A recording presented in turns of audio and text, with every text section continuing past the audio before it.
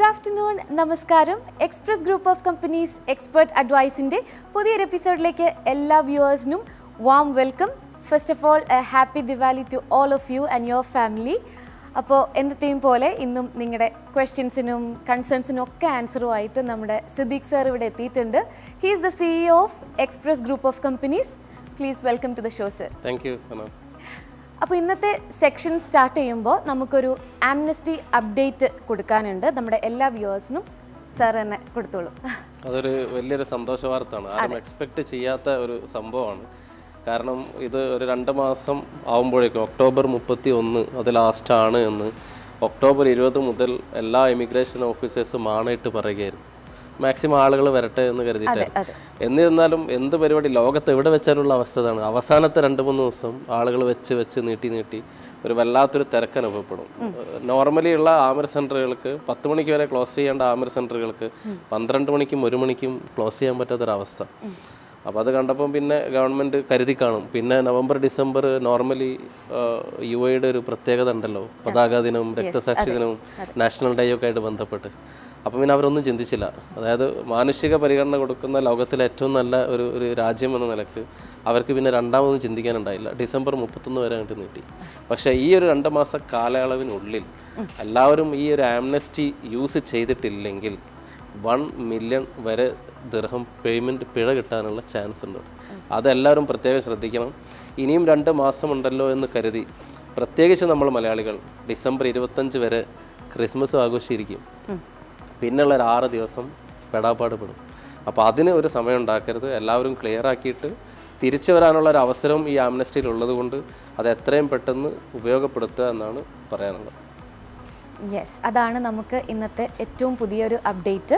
അപ്പോൾ നിങ്ങൾക്ക് നിങ്ങളുടെ സംശയങ്ങളും മറ്റ് ചോദ്യങ്ങളും എല്ലാം നമ്മളെ വിളിച്ച് ചോദിക്കാവുന്നതാണ് തത്സമയം. നമ്മൾ ഓൾറെഡി നമ്പർ താഴെ മെൻഷൻ ചെയ്തിട്ടുണ്ട്. 058-804-1310 അല്ലെങ്കിൽ 058-523-1310. മാത്രമല്ല സാറിനെയും എക്സ്പ്രസ് ഗ്രൂപ്പ് ഓഫ് കമ്പനീസിനെയും ഡയറക്റ്റായിട്ട് കോൺടാക്ട് ചെയ്യാൻ വേണ്ടിയിട്ട് അവരുടെ അപ്പോയിൻമെൻറ്റ് നമ്പർ നമ്മൾ താഴെ കൊടുത്തിട്ടുണ്ട്. മാത്രമല്ല നമുക്ക് അവരുടെ വെബ്സൈറ്റിൽ അല്ലേ express Group of companies .ae വെബ്സൈറ്റിൽ നിങ്ങൾക്ക് പോയി കഴിഞ്ഞാൽ അവരുടെ സർവീസുകൾ എന്തൊക്കെയാണ് എല്ലാം നിങ്ങൾക്ക് മനസ്സിലാക്കാൻ പറ്റും. ആംനസ്റ്റിയുമായിട്ട് ബന്ധപ്പെട്ട് ഒരുപാട് സർവീസുകൾ നമ്മൾ കമ്പനി ചെയ്തു കൊടുത്തിട്ടുണ്ട്. എല്ലാം ഫ്രീ ആയിട്ടാണ് ചെയ്തു കൊടുത്തത്. ഇപ്പോൾ ഒരുപാട് എൻക്വയറീസ് വരുന്നുണ്ട്. സംശയങ്ങളും മറുപടികളും ഒഴികെ മറ്റുള്ള അതായത് ഡയറക്ടർ ഓഫീസിൽ വന്ന് സർവീസുകൾ ഈവൻ ഗവൺമെൻറ് ഫീസ് പോലും പലരിടത്തും വാങ്ങാതെ നമ്മൾ പേയ്മെൻറ്റ് നടത്തി ചെയ്തു കൊടുത്തിട്ടുണ്ട്.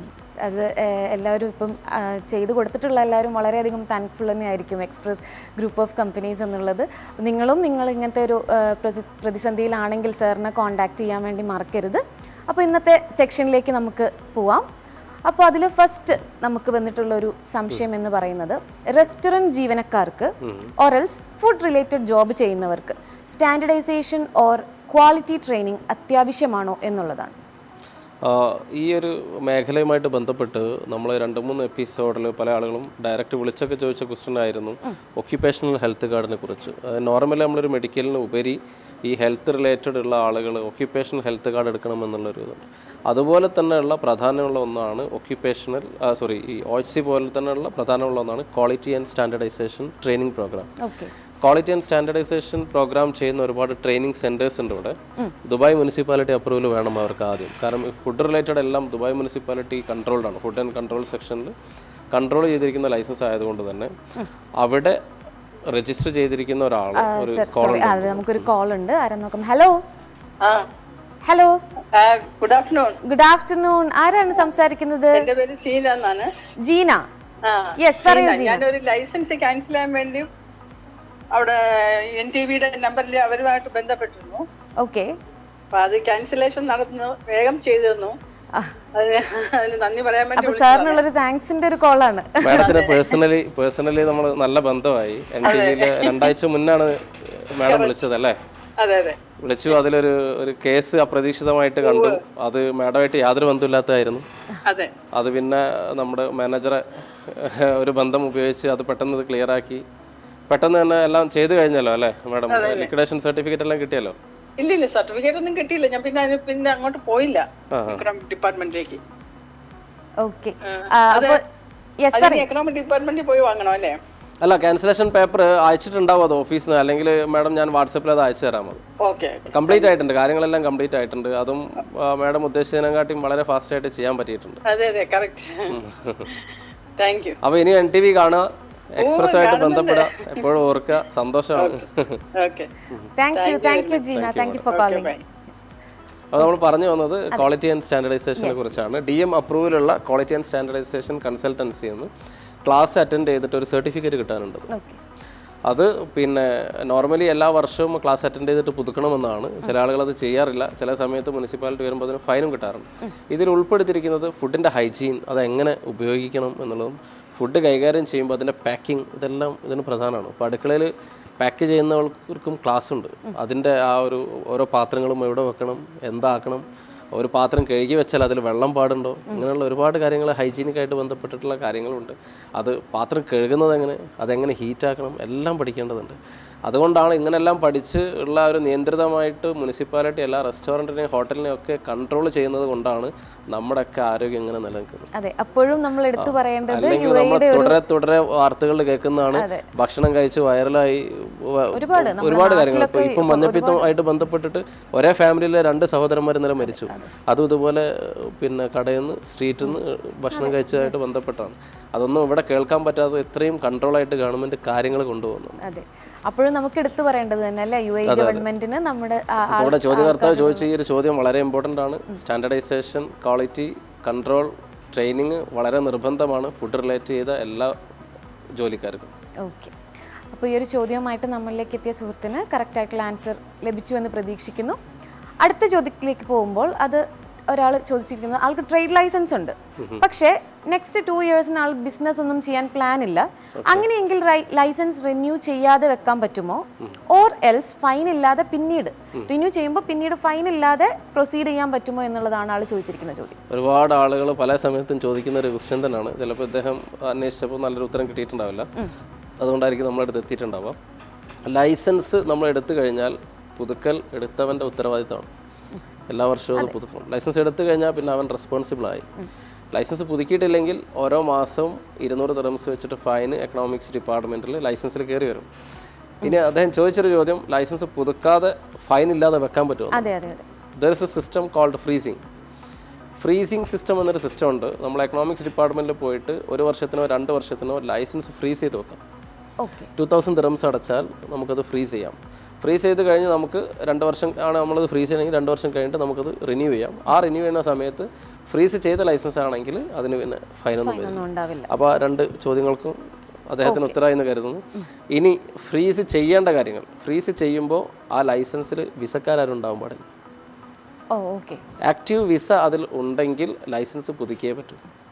അപ്പോൾ ഫ്രീസ് ചെയ്യാന്നുള്ളൊരു ഓപ്ഷൻ അവിടെ ഇല്ല. അല്ലെങ്കിൽ പിന്നെ ഫ്രീസ് ചെയ്യണമെന്നുണ്ടെങ്കിൽ ആക്റ്റീവായിട്ട് വിസ ഉള്ള ആളുകളെ വിസ ക്യാൻസൽ ചെയ്യുക. കാരണം ഫ്രീസ് ചെയ്യുന്നതും ലൈസൻസ് പുതുക്കാതിരിക്കുന്നതും ബിസിനസ് ഇല്ലാത്തതുകൊണ്ടാണ്. പിന്നെ അവിടെ എംപ്ലോയീസിനോട് വെക്കുന്നതിന് അർത്ഥം ഉണ്ടാവില്ല. അപ്പോൾ ആ വിസ ക്യാൻസൽ ചെയ്യുന്നു, എന്നിട്ട് വിസ ക്യാൻസൽ ചെയ്തതിന് ശേഷം ഫ്രീസ് ചെയ്യാം. അപ്പോൾ ആ മേഖലയിലുള്ള എല്ലാ ക്വസ്റ്റ്യനും ഇപ്പോൾ ആൻസർ ആയിട്ടുണ്ടാവും. അപ്പോൾ ആൾക്കും അതിനുള്ള കറക്റ്റ് ആൻസർ എല്ലാം സാറ് വിശദീകരിച്ചിട്ട് തന്നെ പറഞ്ഞിട്ടുണ്ട് എങ്ങനെയാണെന്നുള്ളത്. അടുത്തൊരു ചോദ്യം എന്ന് പറയുന്നത്, ലൈസൻസിൽ പാർട്ട്ണർഷിപ്പ് വിസ നിലനിർത്തിക്കൊണ്ട് നമുക്ക് ലൈസൻസ് സെയിൽ ചെയ്യാൻ പറ്റും, വേറൊരാൾക്ക് വിൽക്കാൻ പറ്റുമോ എന്നുള്ളത്. അതായത് അദ്ദേഹം ലൈസൻസിൽ പിന്നെ പാർട്ട്ണർ വിസ ഉണ്ട്, അപ്പം ലൈസൻസ് വിൽക്കുകയാണ്. അതെ, ആൾക്കോ ആളുടെ സുഹൃത്തിനോ ആർക്കെങ്കിലും ആയിരിക്കാം. അതെ, ഇപ്പോൾ പാർട്ട്ണർ വിസ എന്നതുകൊണ്ട് ഉദ്ദേശിക്കുന്നത് ലൈസൻസിൽ പാർട്ട്ണർഷിപ്പ് ഉള്ളത് കൊണ്ടാണല്ലോ. അതും ഇപ്പം ലൈസൻസിൽ നമുക്ക് എത്ര പേർക്കും പാർട്ട്ണർ ആവും. ഇപ്പോൾ ഒരു 300,000 ദിർഹംസ് ഒക്കെയാണ് നമ്മൾ നോർമലി ഒരു ലൈസൻസിന് ഷെയർ ക്യാപിറ്റൽ കാണിക്കുക. ഇപ്പോൾ ഒരു 10 പാർട്ട്നേഴ്സ് ഉണ്ടെങ്കിൽ ഒരാൾക്ക് 30,000 ഈച്ച് ആയിരിക്കാം ചിലപ്പം കിട്ടുക. അപ്പോൾ ഒരാൾക്കും പാർട്ട്ണർ വിസ അടിക്കാൻ പറ്റില്ല. പാർട്ട്ണർ ആവണമെങ്കിൽ മിനിമം 60,000 ഷെയർ വാല്യൂ വേണം. ഈ 60,000 ഷെയർ വാല്യൂ ഉള്ള ഒരാൾ, പാർട്ട്ണർ വിസയിലുള്ള ഒരാൾ അദ്ദേഹത്തിൻ്റെ ഷെയർ വിൽക്കുമ്പോൾ പിന്നെ അദ്ദേഹത്തിന് ആ വിസയിൽ നിൽക്കാനുള്ള അധികാരം ഇല്ലല്ലോ, കാരണം ഷെയർ ഇല്ലല്ലോ. ഈവൺ ആ 60,000 ദിർഹംസിൽ നിന്ന് 10,000 ദിർഹംസ് വേറൊരാൾക്ക് ഷെയർ കൊടുത്താലും ഷെയർ താന്നു. നമ്മളാ ഒരു ക്യാപ്പ് ഉണ്ട്, 60,000 ക്യാപ്പ്. അതിൽ നിന്ന് 10 കുറഞ്ഞാൽ തന്നെ പാർട്ട്ണർ ആണെങ്കിൽ പോലും പാർട്ട്ണർ വിസ കീപ്പ് ചെയ്യാൻ കഴിയില്ല. അപ്പം നമ്മളിത് ഷെയർ സെൽ ചെയ്ത് കഴിഞ്ഞിട്ട് ആ എഗ്രിമെന്റ് ആയിട്ട് എക്കണോമിക്സിൽ പോയിട്ട് വേണം ഫൈനൽ സബ്മിഷൻ ചെയ്യാൻ. ആ ഫൈനൽ സബ്മിഷൻ ചെയ്യുമ്പോൾ ഓഫീസർ ഇതെല്ലാം ചെക്ക് ചെയ്യും, ഇത് സോൾഡ് ഔട്ട് ആയതാണോ എന്നുള്ളത്. അപ്പോൾ സോൾഡ് ഔട്ട് ആയതാണെങ്കിൽ അദ്ദേഹത്തിൻ്റെ വിസ, സോൾഡ് ചെയ്ത ആളുടെ വിസ എംപ്ലോയ്മെൻറ്റ് വിസയാണോ കമ്പനിയിൽ തന്നെയുള്ള ഓണർ വിസ ആണോ എന്ന് നോക്കും. ഓണർ വിസ ആണെങ്കിൽ അത് ക്യാൻസൽ ചെയ്ത് ആ ക്യാൻസലേഷൻ പേപ്പറും കൊണ്ട് ചെന്നാൽ മാത്രമേ നമുക്ക് അടുത്ത പ്രോസസ്സ് ചെയ്യാൻ പറ്റും. ഓക്കെ, അപ്പോൾ അതുകൊണ്ട് ഇദ്ദേഹത്തിന്റെ ക്വസ്റ്റ്യനുള്ള ആൻസർ വിസ നിലനിർത്തി പാർട്ട്ണർഷിപ്പ് ക്യാൻസൽ ചെയ്ത് പോകാൻ പറ്റില്ല. പാർട്ട്ണർഷിപ്പ് സെയിൽ ചെയ്യുമ്പോൾ തന്നെ വിസ ക്യാൻസലേഷൻ ചെയ്തിട്ട് ഫൈനൽ സബ്മിഷൻ ചെയ്യാൻ പറ്റും. ഓക്കെ, അപ്പോൾ അതിനുള്ള കംപ്ലീറ്റ് ആൻസർ തന്നെയാണ് പാർട്ട്ണർഷിപ്പ് വെച്ചുകൊണ്ട് നമുക്ക് ലൈസൻസ് വേറൊരാൾക്ക് വിൽക്കാൻ സാധിക്കില്ല. അതെ. അപ്പോൾ പെട്ടെന്ന് നമുക്കിന്ന് ഒരുപാട് ക്വസ്റ്റ്യൻസ് ആക്ച്വലി കവർ ചെയ്യാനുണ്ട്. നമുക്ക് ഒരുപാട് ക്വസ്റ്റ്യൻസ് വന്നുകൊണ്ടിരിക്കുന്നുണ്ട്. ഇതെല്ലാം വലിയൊരു മേഖലയാണ്. ഒരുപാട് ആളുകൾക്ക് പല സംശയങ്ങളും തീരാത്ത സംശയങ്ങളുള്ള ഒരു ഏരിയയാണ്. വളരെയധികം സന്തോഷവും ഞങ്ങൾക്ക് അറിയിക്കാനുണ്ട്. നിങ്ങൾ ഞങ്ങളിലേക്ക് സംശയമായിട്ട് എത്തുമ്പോൾ അത് ഞങ്ങൾക്ക് പരിഹരിക്കാൻ പറ്റുന്നുണ്ട് എന്നുള്ളതിലും സാറിനും അല്ലേ ഒരുപാട് വ്യൂവേഴ്സ് സാറിനെ പേഴ്സണലി കോൺടാക്ട് ചെയ്യുന്നുണ്ട്. അപ്രതീക്ഷിതമായിട്ട് വരുന്ന ചോദ്യങ്ങളാണ്. പക്ഷേ 2009 മുതൽ ഇതന്നെയാണല്ലോ പണി. ഒരു 14 വർഷമായിട്ട് തന്നെയല്ലേ ചെയ്യുന്നത്. അതാണ് നമ്മളവിടെ ഇരുത്തുന്ന ഒരു കോൺഫിഡൻസും. അതാണ് നമുക്ക് ആൻസർ ചെയ്യാൻ പറ്റും എന്നുള്ളൊരു കോൺഫിഡൻ്റ് ആണ്. അല്ലാത്തത് എന്തായാലും നമ്മളത് റെഫർ ചെയ്തിട്ട് പറഞ്ഞു കൊടുക്കും. അങ്ങനെ ഒരു ക്വസ്റ്റ്യൻ ഇതുവരെ ദൈവാദിനം കൊണ്ട് വന്നിട്ടില്ല. അല്ല, എങ്കിലും സാറിന് അത് പറ്റുമെന്നുള്ളത് ഇത്രയും വർഷമായിട്ടുള്ള എക്സ്പീരിയൻസ് ആണ്. അതുകൊണ്ട് തന്നെയാണ് നമ്മൾ it's called expert advice for a reason. Okay, അപ്പോൾ അടുത്തൊരു ചോദ്യത്തിലേക്ക് പോകുമ്പോൾ നമ്മൾ ഒരുപാട് കണ്ടിട്ടുള്ള ഫേസ് ചെയ്യുന്ന ഒരു സിറ്റുവേഷൻ ആണ് ഇത്. കമ്പനി ബാങ്ക്രപ്റ്റ് ആയി കഴിഞ്ഞാൽ എംപ്ലോയി ബെനിഫിറ്റ് എങ്ങനെയാണ്, എന്ത് ചെയ്യണം? കമ്പനി ബാങ്ക്രപ്റ്റ് ആവുക എന്ന് പറഞ്ഞാൽ കമ്പനി ഇല്ലാണ്ടാവുക എന്നുള്ളതാണ് അല്ലേ? ചിലപ്പോൾ ലോൺ ഉണ്ടാവും, അത് അടയ്ക്കാൻ പറ്റിയിട്ടുണ്ടാവില്ല, ഓണർ ഓടിപ്പോയിട്ടുണ്ടാവും, ഒന്നും ചെയ്യാൻ കഴിയില്ല. എംപ്ലോയീസിന് ഒന്നും ചെയ്യാൻ പറ്റില്ല. ഇങ്ങനെ ഒരു മുങ്ങിയ കപ്പലിൽ നിന്ന് എന്തെങ്കിലും എടുത്തു കൊണ്ടുപോകണമെന്ന് സ്റ്റാഫുകൾ ആഗ്രഹിക്കുന്നതാണ് തെറ്റ് എന്നാണ് എനിക്ക് പറയാനുള്ളത്. അപ്പോൾ ഇങ്ങനെയുള്ളൊരു അവസ്ഥ വരുമ്പോൾ പെട്ടെന്ന് തഹ്സീലിൽ പോയി അത് കംപ്ലയിൻറ്റ് ചെയ്യുക. ആ കംപ്ലയിൻറ്റ് ചെയ്ത് കഴിഞ്ഞാൽ തഹ്സീൽ അതിൻ്റെ ലൈസൻസിൻ്റെ സ്റ്റാൻഡേർഡ് നോക്കും, എവിടെയാണ് ലൈസൻസ് പിന്നെ എക്സ്പയർ ആയിട്ടുണ്ടോ ആക്റ്റീവ് ആണോ നോക്കും. പിന്നെ അവർക്ക് ഓവറോൾ ഒരു ബാങ്ക്രപ്റ്റ് ആയ കമ്പനീനെ കുറിച്ച് തഹ്സീലിനും ആമിർ സെൻറ്ററിനും ഇമിഗ്രേഷനൊക്കെ ഒരു ഇൻഫർമേഷൻ ഉണ്ടാവും. അപ്പോൾ അവരത് കണ്ടു കഴിഞ്ഞാൽ തന്നെ തഹ്സീലിന് അത് ഡയറക്റ്റ് ക്യാൻസൽ ചെയ്ത് കൊടുക്കുകയാണ് പതിവ്. എന്നാൽ ഇപ്പോൾ റീസെൻ്റ്ലി സംഭവിച്ചൊരു വലിയൊരു ഇത് പറയുകയാണെങ്കിൽ UAE എക്സ്ചേഞ്ച് ബാങ്ക്രപ്റ്റ് ആയി. ഒരുപാട് എംപ്ലോയീസ് ഈ ആംനസ്റ്റി പീരീഡിൽ UAE എക്സ്ചേഞ്ചിൻ്റെ ഒരുപാട് എംപ്ലോയീസ് ഈ ആംനസ്റ്റി പീരീഡിൽ അത് ഉപയോഗപ്പെടുത്തി നാട്ടിലേക്ക് തിരിച്ചു പോയിട്ടുണ്ട്. അവരിതുപോലെ ഇന്നല്ലെങ്കിൽ നാളെ കേസെല്ലാം ശരിയാവും, അബുദാബിയിലുള്ള ഒരു വലിയൊരു കമ്പനി ഈ എക്സ്ചേഞ്ചിനെ ഏറ്റെടുക്കും, ക്യാഷ് കിട്ടുമെന്നൊക്കെ വിചാരിച്ച് പ്രതീക്ഷ നിന്നതാണ്. എന്നിട്ട് മറ്റുള്ള സ്ഥലങ്ങളിൽ പാർട്ട് ടൈം ജോബൊക്കെ ചെയ്തിട്ട് ജീവിച്ചു പോയ കുറേ ഫാമിലീസിന് നമുക്ക് പേഴ്സണലി അറിയാവുന്ന ഒരുപാട് ആളുകളുണ്ട്. കാരണം ഇതുമായിട്ട് ബന്ധപ്പെട്ട് ഒരുപാട് കോൾ വരുന്നതുകൊണ്ട് പിന്നെ അത് നമ്മൾ ഏറ്റെടുത്തുകൊണ്ടും അത് ഇവിടെ ജസ്റ്റ് ഒന്ന് ഷെയർ ചെയ്യാമെന്ന് കരുതി. അപ്പോൾ UAE എക്സ്ചേഞ്ചിന് ഇപ്പോൾ ഉള്ളൊരു കമ്പനി നോർമലി വലിയൊരു കമ്പനി ആകുമ്പോൾ വേറൊരു വലിയൊരു ക്യാപിറ്റൽ കമ്പനി ഇൻവെസ്റ്റ്മെൻറ്റ് ഏറ്റെടുത്ത് ചെയ്യുമ്പോൾ നമുക്ക് സ്റ്റാഫുകൾക്ക് അത് വെയിറ്റ് ചെയ്യാം. കാരണം കമ്പനി വാങ്ങാൻ ആളുണ്ടാവും. ഒരാൾ അറിയാത്ത ഒരു വൺ മാൻ ഷോ ഉള്ള ഒരു ചെറിയൊരു കമ്പനീനെ ഏറ്റെടുക്കാൻ ആരും ഉണ്ടാവില്ല. ഇങ്ങനത്തെ കേസൊക്കെ വരുമ്പോൾ ഇപ്പോൾ ഗവൺമെൻറ് ഒരു പുതിയൊരു സിസ്റ്റം കൊണ്ടുവന്നിട്ടുണ്ട്. ഒന്ന് ILO insurance, involuntary loss of employment insurance. അത് കമ്പനി ടെർമിനേറ്റ് ചെയ്താലാണ് കിട്ടുക. ഈ ഒരു അവസ്ഥയിലും നമുക്ക് അതിനു വേണ്ടി അപ്ലൈ ചെയ്യാം. ഇനി അതല്ലെങ്കിൽ നമ്മൾ ലേബർ കാർഡ് എടുക്കുമ്പോൾ ബത്താക്ക ഫീസ് അടയ്ക്കുന്നതിന് മുമ്പ് ഒരു ലേബർ ഇൻഷുറൻസ് എടുക്കുന്നുണ്ട്. അത് ഒരു ചെറിയ ശമ്പളക്കാരനാണെങ്കിൽ 189 ദിറംസും വലിയ ശമ്പളക്കാരാണെങ്കിൽ 240 ദിറംസും ആണ് ഈ ഒരു ഇതിന് വരുന്നത്. ഇങ്ങനെയുള്ള കമ്പനികളുടെ പ്രയാസങ്ങളിൽ പെട്ട് വിസ ക്യാൻസൽ ചെയ്യേണ്ട ആളുകൾക്ക് കമ്പനിയിൽ നിന്ന് ബെനിഫിറ്റ് കിട്ടിയിട്ടില്ലെങ്കിൽ ഈ ലേബർ ഇൻഷുറൻസ് ക്ലെയിം ചെയ്യാൻ പറ്റും. അങ്ങനെ ക്ലെയിം ചെയ്യുമ്പോൾ അറ്റ്ലീസ്റ്റ് നമുക്കൊരു 1 മന്ത് സാലറിയും നാട്ടിലേക്കുള്ള ടിക്കറ്റും നമുക്ക് കിട്ടും. ഇതാണ് ഈ ഒരു ചോദ്യത്തിനുള്ള എക്സാക്ട്ലി ആൻസർ. പക്ഷേ അപ്പോഴും നമുക്ക് എംപ്ലോയി ബെനിഫിറ്റ്സ് എന്നുള്ളത് പ്രതീക്ഷിക്കാൻ അത് പ്രതീക്ഷിച്ചിട്ട് കാര്യമില്ലല്ലോ. കാരണം ഇപ്പോൾ ഒരു 10 വർഷം പണിയെടുത്ത ഒരാൾ ആ 10 വർഷത്തെ ബെനിഫിറ്റ് നോക്കി നിൽക്കുകയാണ്. തരാൻ ഇവിടെ ആരും ഇല്ലെങ്കിൽ ഗവൺമെൻറ്റിന് ഏറ്റെടുത്ത് തരാൻ പറ്റില്ല. പിന്നെ ഇൻഷുറൻസ് ആണ്. ഇൻഷുറൻസ് എന്ന് പറഞ്ഞാൽ ആ ലേബർ മിനിസ്ട്രി ഓഫ് ലേബറിൻ്റെ ലേബർ കാർഡ് ആക്റ്റീവ് ആണെങ്കിൽ അതും കിട്ടുള്ളൂ. അത് എക്സ്പയർ ആയാലും കിട്ടില്ല. അതും പ്രത്യേകം ശ്രദ്ധിക്കണം. വിസ എക്സ്പയർ ആവുന്നതിന് മുന്നേ ഇതെല്ലാം ചെയ്ത് തീർക്കാൻ വേണം. ഇത് നമ്മളിലേക്ക് എത്തിച്ച ഒരാളെന്ന് പറയുന്നത് ഒരു കമ്പനിയിൽ 20 വർഷമായിട്ട് ജോലി ചെയ്യുന്ന ഒരാളാണ്. ആൾക്ക് 20 വർഷമായിട്ട് ജോലി ചെയ്യാന്ന് പറയുമ്പോൾ നമുക്കറിയാം അത്യാവശ്യം ഒരു റിട്ടയർമെന്റ് പ്രായത്തിൽ എത്തി നിൽക്കുന്ന ഒരാളാണ്. കാരണം ഇതെല്ലാം പ്രതീക്ഷിച്ചിട്ടായിരിക്കും ഇത്രയും കാലം പ്രവാസ ജീവിതം നയിച്ചിട്ടുണ്ടാവും. Very true. കാരണം ആള് ഇപ്പൊ കമ്പനിയിലെ പല സിറ്റുവേഷനിലും പിടിച്ചു നിൽക്കുന്ന അവസ്ഥ ഇപ്പോൾ നമുക്കുണ്ടാവും. റിസൈൻ ചെയ്ത് പോയാലോ എങ്കിലും ഇല്ല ഇത്ര കാലമായി ഇനിയിപ്പോൾ ഞാൻ ഇവിടുന്ന് ഇറങ്ങുന്ന സമയത്ത് എനിക്ക് അത്യാവശ്യം എംപ്ലോയി ബെനിഫിറ്റ് കിട്ടും, അപ്പോൾ എനിക്ക് നാട്ടിൽ പോയിട്ട് സെറ്റിൽ ആവാം, മറ്റു കാര്യങ്ങൾ പ്രൊസീഡ് ചെയ്യാം. ആ ഒരു അങ്ങനത്തെ ഒരാളാണ് നമ്മളിലേക്ക് ഈ ക്വസ്റ്റ്യൻ എത്തിച്ചിരിക്കുന്നത്. വളരെ ലൈക്ക് വിഷമത്തോടെയാണ് നമ്മൾ ഈ ആൻസർ പറയുന്നതെങ്കിലും പക്ഷേ ഇതാണ് റിയാലിറ്റി. അവസ്ഥയാണ്. പക്ഷേ റിയാലിറ്റി ഇതാണ്. കാരണം ഇതിന്റെ പിന്നാലെ പോയി അദ്ദേഹത്തിന്റെ സമയം കുറെ ചെലവഴിക്കാന്നല്ലാതെ അതിൽ വേറെ കാര്യമൊന്നും ഉണ്ടാവില്ല.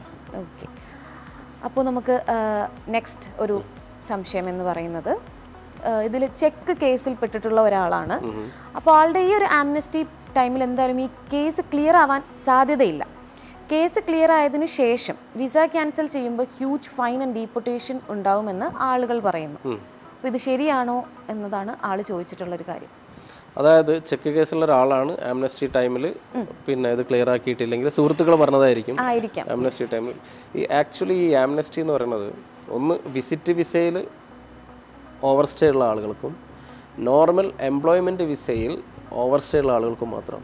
കേസുള്ള ആളുകൾക്ക് നമുക്ക് എന്തായാലും ആംനസ്റ്റിയിൽ പോകാൻ പറ്റില്ല. കാരണം ആംനസ്റ്റി എന്ന് പറഞ്ഞാൽ എമിഗ്രേഷൻ കൊടുക്കുന്ന ഒരു ഇളവാണ്, ഇമിഗ്രേഷൻ ഡിപ്പാർട്ട്മെൻറ്റ്. വേറെ ഒരു ഡിപ്പാർട്ട്മെൻറ്റിലും ഈ ഇളവില്ല. അതുകൊണ്ട് തന്നെ ലേബറിലുള്ള ഫൈനോ എക്കണോമിക്സിലുള്ള ഫൈനോ ക്വാർട്ടറിലുള്ള ഫൈനോ ബാങ്കിലുള്ള ഫൈനോ ഒന്നും ക്രെഡിറ്റ് കാർഡിലുള്ള ഫൈനോ ഒന്നും ഇതിലാരും പ്രതീക്ഷിക്കേണ്ട. ഇത് ഇവിടെയുള്ള ഈ നാടിൻ്റെ എമിഗ്രേഷൻ ഡിപ്പാർട്ട്മെൻറ്റ് ചെയ്യുന്ന ഒരു ഇളവ് മാത്രമാണെന്ന് ആദ്യം മനസ്സിലാക്കുക ആംനസ്റ്റിയിൽ. ചെക്ക് കേസുള്ള ഒരാൾക്ക് ചെക്ക് കേസ് ക്ലിയർ എന്നാണോ ആവുന്നത് അതുവരെ ഓവർ സ്റ്റേ ഫൈൻ ഉണ്ടാവില്ല. കാരണം അത് കേസ് നമ്പർ ഉണ്ടാവും. കോർട്ടിലൊരു കേസ് നമ്പർ ഉണ്ടെങ്കിൽ ആ കേസ് നമ്പർ ക്ലിയർ ആയി കഴിഞ്ഞാൽ നമുക്ക് വിസ ക്യാൻസൽ ചെയ്യാൻ പറ്റുള്ളൂ. അതുകൊണ്ട് വിസ ക്യാൻസൽ ചെയ്യുമ്പോൾ ഈ കോർട്ടിൻ്റെ പേപ്പർ വെച്ചിട്ടാണ് ക്യാൻസൽ ചെയ്യുക. ക്യാൻസൽ ചെയ്യുമ്പോൾ എന്നാണോ ക്യാൻസൽ ചെയ്യുന്നത് അന്നാണ് അവൻ്റെ ലാസ്റ്റ് ഡേറ്റ്. അന്ന് വരെ അവന് ഫൈനില്ല. പിറ്റേ ദിവസം മുതൽ 50 ദിർഹംസ് ഫൈനേ വരും. അതുകൊണ്ട് മറ്റുള്ളവർ അറിയാത്തവർ പറയുന്നതോ അല്ലെങ്കിൽ സുഹൃത്തുക്കളോ പറയുന്നതോ കേൾക്കാതെ നിയമങ്ങൾ കാര്യമായിട്ട് പഠിക്കുക. അത് കേട്ട് പേടിക്കരുത്. പേടിക്കേണ്ട ആവശ്യങ്ങളൊന്നുമില്ല. കേസുള്ളതാണെങ്കിൽ അത് സാവധാനം കേസ് ക്ലിയർ ആയതിനു ശേഷം ആ ക്ലിയറൻസ് പേപ്പറുമായിട്ട് ക്യാൻസൽ എന്ന് ചെയ്യുന്നോ അന്ന് വരെ നിങ്ങൾക്ക് ഇവിടെ നിൽക്കാം. ഒരാളും ഒരു ഗവൺമെൻറ്റും നിങ്ങളെ ഒന്നും ചെയ്യില്ല. 1 ദിർഹംസ് പോലും പിഴയും ഉണ്ടാവില്ല കോർട്ടിൻ്റെ ആ പേപ്പർ ഉണ്ടെങ്കിൽ. എന്നാൽ എന്നാണോ ക്യാൻസൽ ചെയ്യുന്നത് അതിൻ്റെ പിറ്റേ ദിവസം മുതൽ ഫൈന് കയറി വരും. കാരണം അത്രയും ദിവസം നിങ്ങൾ ഓവർ സ്റ്റേ ആണല്ലോ, അത്രയും ഓവർ സ്റ്റേ നിങ്ങൾക്ക് ഫ്രീ ആക്കിയിട്ട് തരാണ്. അപ്പോൾ നെക്സ്റ്റ് ഡേ മുതൽ 50 ദിർഹംസ് ഫൈൻ വരും. അപ്പോൾ കേസ് ക്ലിയറായി ക്യാൻസൽ ചെയ്താൽ ഒന്നുകിൽ പെട്ടെന്ന് നാട്ടിലേക്ക് പോവുക അല്ലെങ്കിൽ എത്രയും പെട്ടെന്ന് പുതിയൊരു വിസയിലേക്ക് മാറും. സാർ ഇപ്പോൾ പറഞ്ഞതുകൊണ്ട് ഒന്നുകൂടെ മെൻഷൻ ചെയ്യുകയാണ്, നിങ്ങളിപ്പോൾ പല സംശയങ്ങളിലും സ്റ്റക്കായി നിൽക്കുന്ന ഒരു അവസ്ഥയിലായിരിക്കാം നിങ്ങളുടെ സിറ്റുവേഷൻസ് വെച്ചിട്ട്.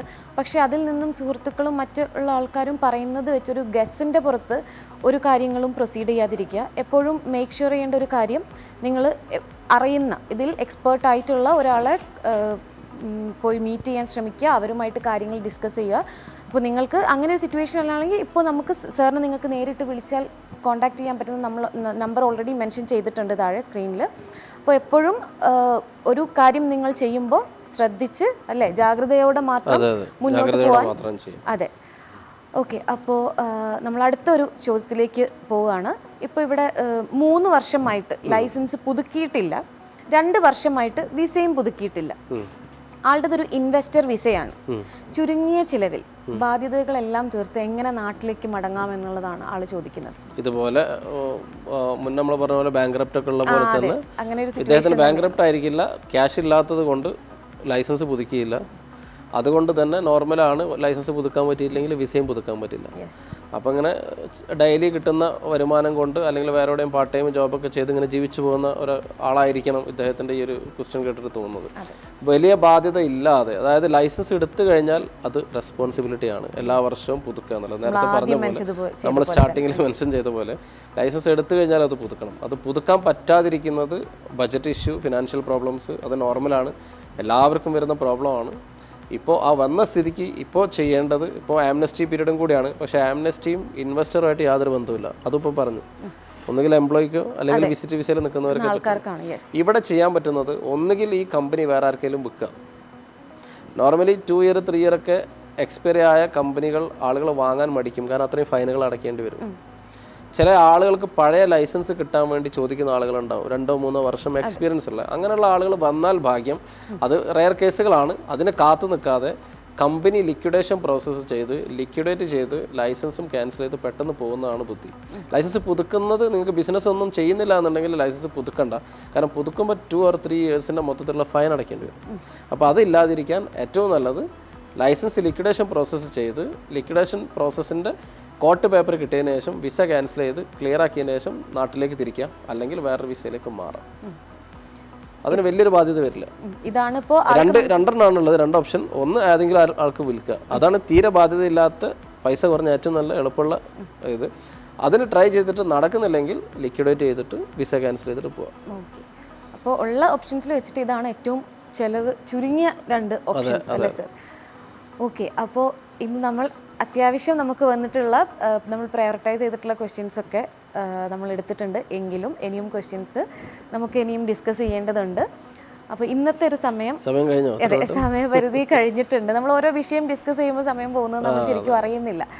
അപ്പോൾ ഇന്നത്തെ ഒരു സമയപരിധി നമുക്കിവിടെ അവസാനിച്ചിട്ടുണ്ട്. ഇൻഫർമേറ്റീവ് സെഷൻ ആണെന്ന്. അതെ അതെ, ഇന്ന് പല വിഷയങ്ങൾ നമ്മൾ ഡിസ്കസ് ചെയ്തു. അപ്പോൾ ഈ ഒരു ചോദ്യവുമായി ഞങ്ങളിലേക്ക് എത്തിയ എല്ലാ ആളുകൾക്കും വളരെയധികം താങ്ക് യു ഉണ്ട്. നിങ്ങൾക്ക് മാത്രമല്ല മറ്റുള്ള ആൾക്കാർക്കും ഹെൽപ്ഫുൾ ആവുന്നുണ്ട്. നമ്മുടെ എല്ലാ NTV വ്യൂവേഴ്സ് ഫാമിലിക്കും ഒരു ഹാപ്പി ദിവാലി അഗെയിൻ. ഞങ്ങളുടെയും എക്സ്പ്രസ് ഗ്രൂപ്പിൻ്റെ ഒരു happy Diwali. Yes, you all have a very good weekend. This is me Hannah and Siddiq P. Hassan signing off. This is Express Group of Companies, Expert Advice. Thank you for watching. Thank you.